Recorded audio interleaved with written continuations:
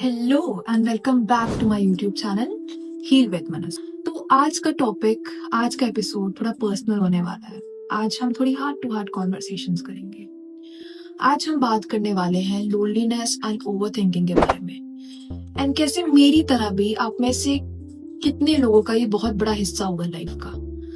कई लोग lonely feel करते होंगे, ओवरथिंक करते होंगे, जैसे किसी जगह में जाना और उस प्लेस में कहीं फिट इन नहीं हो पाना, ऐसा फील होना कि आप भीड़ में हैं बट भीड़ में भी अकेला फील होना, फिट इन होने की कोशिश कर रहे हैं बट फिर भी कहीं ना कहीं अपने आप को ही खो रहे हैं उस प्रोसेस में, और ओवर थिंकिंग वाले थॉट्स आपके दिमाग को बस खाए जा रहे हैं। तो then this episode is definitely for you. Please stay connected till the end. तो दोस्तों, लोनलीनेस का मीनिंग क्या होता है? लोनलीनेस का मतलब ये नहीं होता है कि आप अकेले हैं। लोनलीनेस का मतलब होता है आसपास लोग होना बट फिर भी अकेला फील करना, कहीं ना कहीं सराउंडिंग से और लोगों से कनेक्ट ना हो पाना इज लोनलीनेस। जैसे ये स्कूल में हो सकता है, कॉलेज में हो सकता है, वर्क एनवायरनमेंट, जॉब एनवायरनमेंट, ऐसा कहीं पे भी हो सकता है जहां आपको आपके टाइप के लोग ना मिले, एंड उस समय आपको अकेला फील हो सकता है क्योंकि आप कनेक्ट नहीं कर पाएंगे लोगों से एट अ डीपर लेवल। जैसे प्रिटेंड करना, प्रिटेंड करके स्माइल करना, प्रिटेंड करके बातें करना, even if you don't feel good, that's loneliness, that's pretending, that's not someone who you truly are, right? ऐसा फील होना जैसे आप कोई ठीक से समझ ही ना पाता हो। एंड सबसे ज्यादा हर्ट तब होता है जब आप किसी ऐसे सराउंडिंग में हो जहां आप बहुत सारे लोगों से सराउंडेड हो बट फिर भी आपको अकेला फील हो रहा है। You know what I'm trying to say? So I'll share the story of Myra. Let's take a girl. तो एक स्टोरी सुनाती हूँ about a girl named Myra, right? Myra की एक आदत है। मायरा हर चीज को ना बहुत एनालाइज करती है। मायरा की ओवर थिंकिंग की बहुत ज्यादा आदत है बचपन से, सिंस स्कूल टाइम। वो हर कॉन्वर्सेशंस को रिपीटेडली माइंड में सोचती है कि किसने उससे क्या कहा। अगर ग्रुप में कोई बातें कर रहे हैं तो उसको लगता है हर कोई उसी के बारे में बातें कर रहा है। एंड ये ओवर थिंकिंग के कारण वो इतनी परेशान थी कि वो कभी दोस्त ही नहीं बना पाती थी। एंड ऐसा क्यों होता था?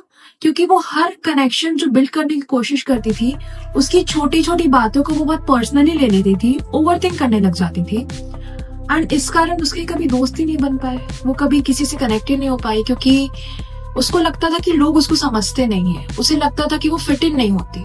जैसे किसी के साथ फाइट हो गई तो उसको पसंद नहीं आई और फिर वो बहुत ज्यादा ओवर थिंक करने लग गई, और रात भर वो सो नहीं पाती थी जस्ट बिकॉज वो ओवर थिंक करती थी। तो ये चीजें उसको कहीं ना कहीं बहुत ज्यादा परेशान करती थी। फिर मायरा बड़ी हुई और मायरा गई कॉलेज में। कॉलेज में ये चीज कंटिन्यू होती गई। वो अपने ओवर थिंकिंग थॉट्स को रोक ही नहीं पाती थी। वो फिर भी अकेला फील करती थी। फिर से उसको वही इमोशंस आए, फीलिंग्स आए कि वो she is not good enough, she can not be able to connect with other people around her. तो उसको कभी अच्छा फील ही नहीं होता था। तो उसको हमेशा ऐसा लगता था कि she would never be able to be the part of a crowd. तो मैं मायरा की एक स्टोरी शेयर करती हूँ कॉलेज की, जिसके बाद से एवरीथिंग फ्लिप्ड अराउंड। क्योंकि college is usually a space, a place where we make friends and hang out with people, but Myra की सेम स्टोरी नहीं थी। एक दिन क्या हुआ था मायरा के साथ? Myra was talking to one of her friend, and किसी वजह से मायरा और उसकी फ्रेंड की लड़ाई हो गई, एंड उसकी फ्रेंड ने मायरा को जोर से चिल्ला के कुछ चीज बोल दी। एंड मायरा थी बहुत सेंसिटिव लड़की, तो मायरा को वो चीज बहुत हर्ट की, एंड मायरा ने उस चीज को बहुत पर्सनली ले लिया। She overthinked so much about it that she stopped talking to that girl. Even if Myra की friend tried to talk to her over and over again, but Myra ने मना कर दिया उससे बात करने से। And then मायरा को लगने लगा कि पूरी क्लास उसके अगेंस्ट है, मायरा किसी से बात भी नहीं करती थी, ना वो सोचती थी कि ना कोई उससे बात करना चाहता है। और that caused her loneliness. She started sitting alone in the class, and that made her more lonely and increased her feeling of overthinking and loneliness. Loneliness और ओवर थिंकिंग का कनेक्शन क्या होता है, हम यहाँ ये जानने की कोशिश करते। मैंने रियलाइज किया कि ओवर थिंकिंग एंड लोनलीनेस एक दूसरे को फीड करते हैं। वो कैसे? कि जब आप ओवर थिंक करते हैं तो you start to feel more lonely and जब आप बहुत लोनली होते हैं तो आप और ओवरथिंक करने की कोशिश करते हैं और ओवरथिंक करने लग जाते हैं एंड फिर ये विशियस साइकिल रिपीट होते जाता है. This happens and that happens and this process continues. तो let's come back to Myra story. तो मायरा का टर्निंग पॉइंट तब आया जब उसने सेल्फ रियलाइजेशन किया. उसने ये रियलाइज किया कि वो लोनली इसलिए नहीं है क्योंकि उसके अराउंड लोग नहीं हैं. वो लोनली इसलिए थी क्योंकि वो खुद की नहीं सुन रही थी. वो खुद को नहीं समझ पा रही थी ठीक से. वो बहुत ज्यादा इस कारण से ओवरथिंक कर रही थी, which caused her more sadness and loneliness. जैसे वो अपने थॉट से फाइट करती थी. उसने समझा कि उसको अपने थॉट से फाइट नहीं करना, उसे अपने थॉट्स को समझना है बिना जज किए. तो वो अपने थॉट्स को अच्छे और बेटर वे में समझने लग. And from that day she started sitting with herself. She started understanding herself. She started journaling. She started connecting with herself.